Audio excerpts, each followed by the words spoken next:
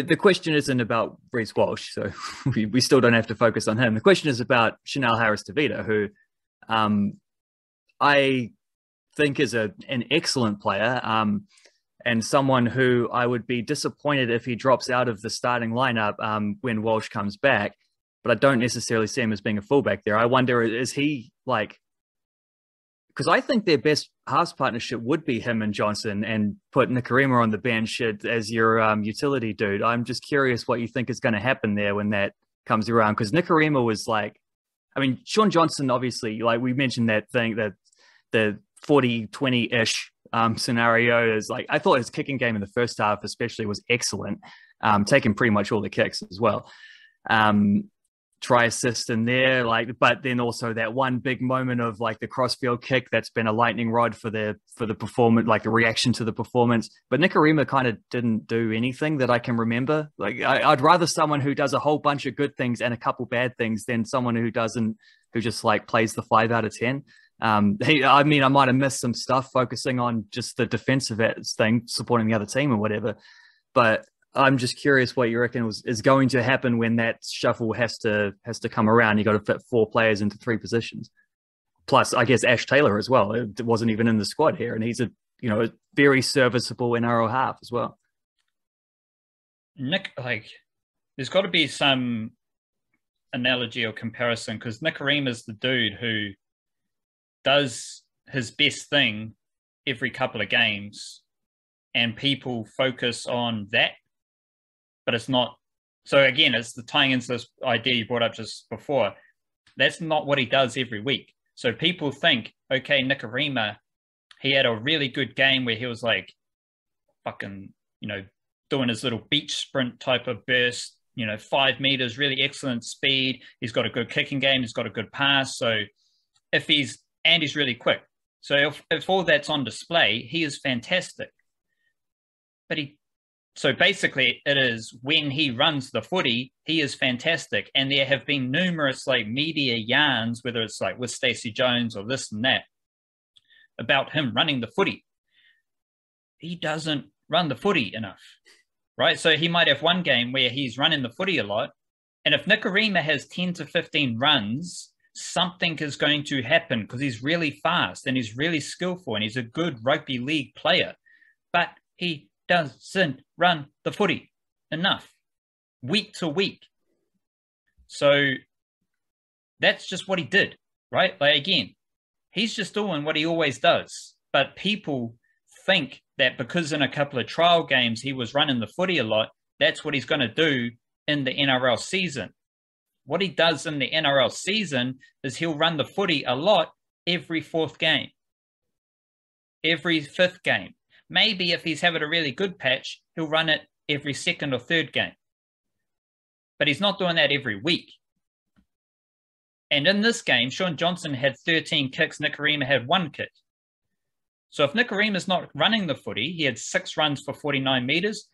Sean Johnson is just as, he's as much of a culprit here, because he has 7 runs for 40 meters, but they do have different roles. As we said, Sean Johnson, playmaker, kicker, organizer. Like, I think, we think traditional, typical rugby league, your number 6 has to have something unique to their game. And usually that is running the footy, because number 7 looks after all the organization mahi and all that stuff. That's Sean Johnson's role, happy days. So one would assume that frees up Nikorima to run the footy more, but he didn't. And he's not kicking.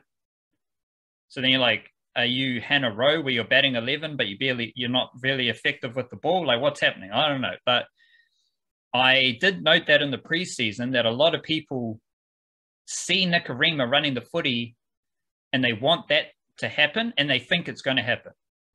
Then the whole time Nikorima's been at the Warriors have been inconsistent, and that has included Nikorima being inconsistent with his running game. So to get to Chanel Harris-Tavita, Chanel Harris-Tavita isn't as much a dynamic runner.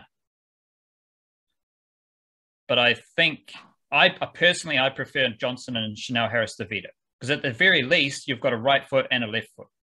And Chanel Harris-Tavita is a he's a bit of a mongrel. As I said, he's going to get into the physical contest.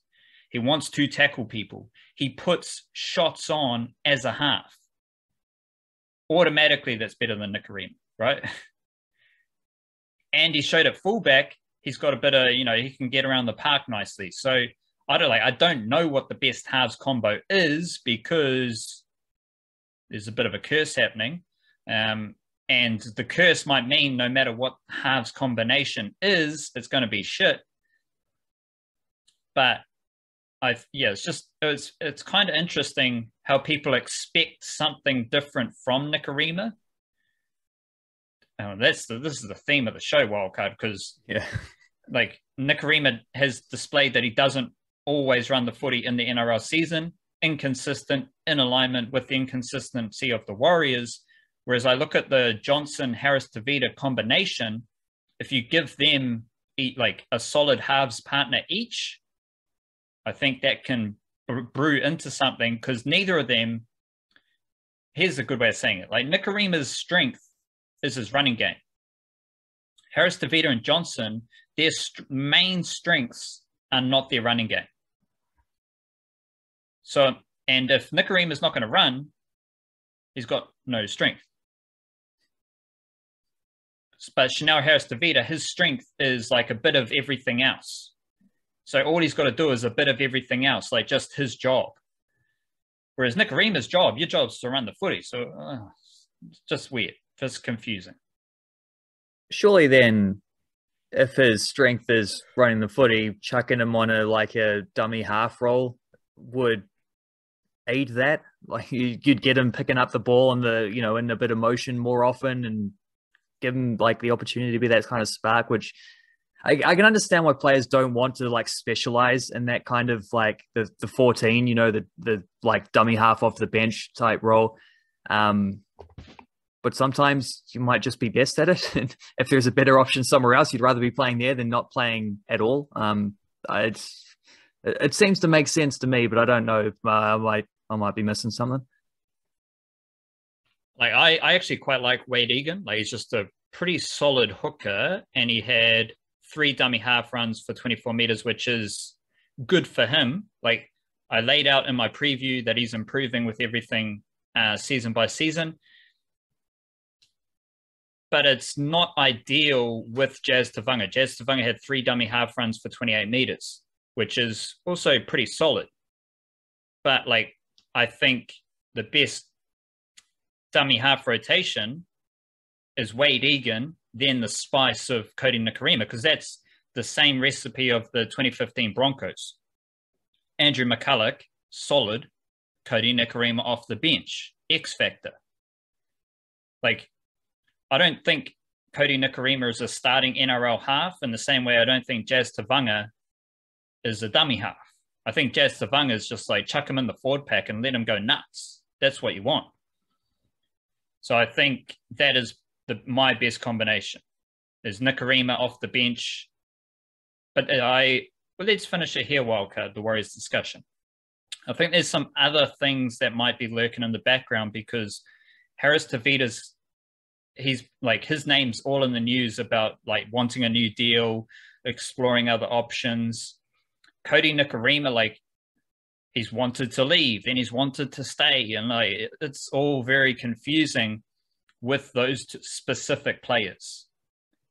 And I'm like, both of them, there's a scenario in which neither of them is with the Warriors moving forward. There is also a scenario where one of them is chosen. And they probably both want to be a starting half in the NRL.